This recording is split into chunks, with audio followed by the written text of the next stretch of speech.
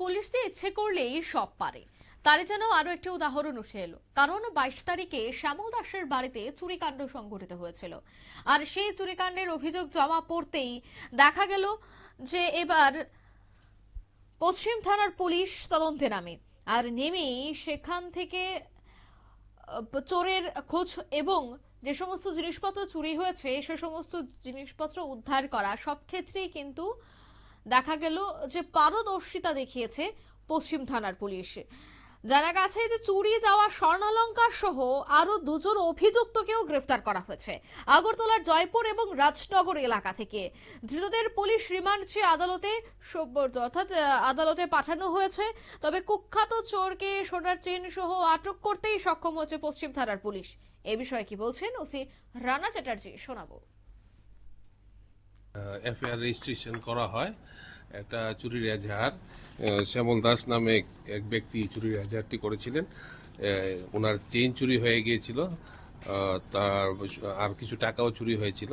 পরবর্তী সময় আমরা এই কেসে তদন্ত করে আমরা 3 জন চুরকে, মানে হ্যাবিচুয়াল প্রপার্টি অফেন্ডারকে আমরা গ্রেপ্তার করেছিলাম।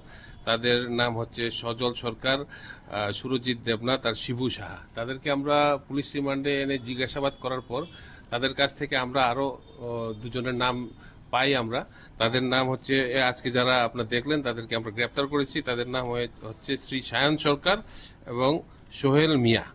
সোহেল মিয়ার বাড়ি হচ্ছে জয়পুর, আর সায়ন সরকারের বাড়ি হচ্ছে রাজনগর এলাকাতে। তারাও হ্যাবিচুয়াল প্রপার্টি অফেন্ডার, তারাও এই চুরের দলের সঙ্গে যুক্ত। তাদের কাছ থেকে আমরা এই চুরির করা যে হারটি, গোল্ডের চেইন 13 গ্রাম, ওটাকে আমরা রিকভারি করেছি এবং তাদেরকে আমরা আজকে পুলিশ রিমান্ডের জন্য পাঠাচ্ছি। পুলিশ রিমান্ডে আসার পর তাদেরকে জিজ্ঞাসাবাদ করে আমরা আরো কারা কারা তাদের সঙ্গে যুক্ত আছে তারা আমরা বের করব। আমরা আশাবাদী কিছু এখানে যারা চুরির কমপ্লেইন যারা করেছিল তাদের কিছু চুরির মাল আমরা উদ্ধার করতে পারবো বলে আমরা আশাবাদী। আপনারা শুনলেন যে চুরি যাওয়া মাল উদ্ধার সাথে অভিযুক্ত অর্থাৎ চোর চক্রকেও কিন্তু গ্রেফতার করতে সম্ভব হয়েছে পুলিশ। এইবার আদালতে পাঠানোর পর কি ব্যবস্থা গ্রহণ করা হয় তাদের বিরুদ্ধে এটাই দেখার। কারণ শহর আগরতলায় প্রতিনিয়ত চুরিকাণ্ড সংঘটিত হচ্ছে এবং চোরেদের বেশ কিছু চক্র কিন্তু সক্রিয় রয়েছে শহর আগরতলায়। আর তাদেরকে দমন করতে গেলে পুলিশের সক্রিয়তারও খুব দরকার রয়েছে।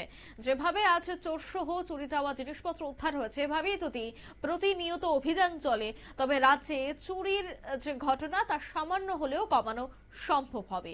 নিয়ে নিচ্ছি ছোট্ট একটি বিজ্ঞাপন বিরতি, সঙ্গে থাকুন।